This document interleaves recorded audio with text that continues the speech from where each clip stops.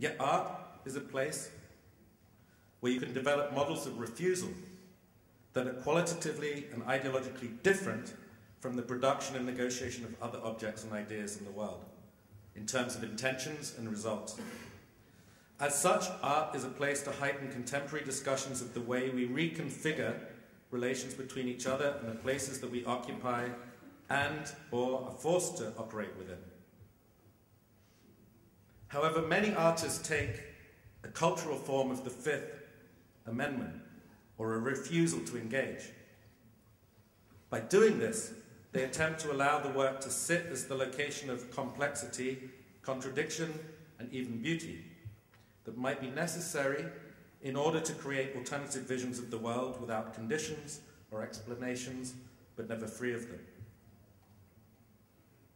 In my work, however, there's a constant rechecking across from the ideas to the realizations and back again, but no resolution of these parallels.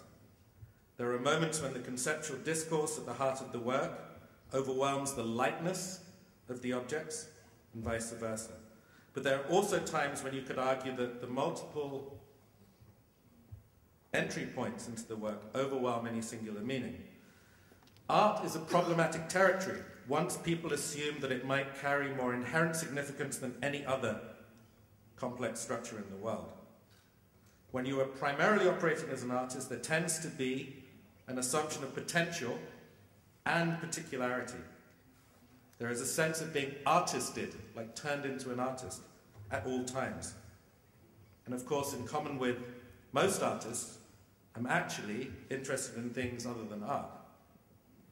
But art remains a convenient term for a mind space location where you need new forms of cultural permission to carry out certain corrective tasks in relation to the society in general.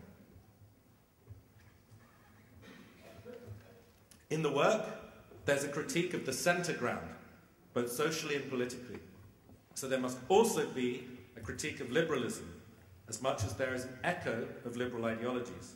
At some level, I'm negotiating the idealism of others, which of course is an activity with its own specific history. We're surrounded by dynamic reworkings of language. Generally, these changes and shifts are absorbed by the dominant management culture. So you could argue that I'm working against a verbalization of neoliberalism via challenging relativism and trying to avoid getting caught up within the same language problems. For these are my subjects. Of course, to do this, I must reclaim and play with some of those modes of language behavior. As such, I remain interested in literary and scripted modes of complexity and idea development. You could argue that one of the great ideological battles of the 20th century was between speculation and planning. It looks as if speculation has won and lost in equal measure. My idealism is rooted in discussion, negotiation, and examination of these devastating compromise states, where I play with discussion, negotiation, and recuperation.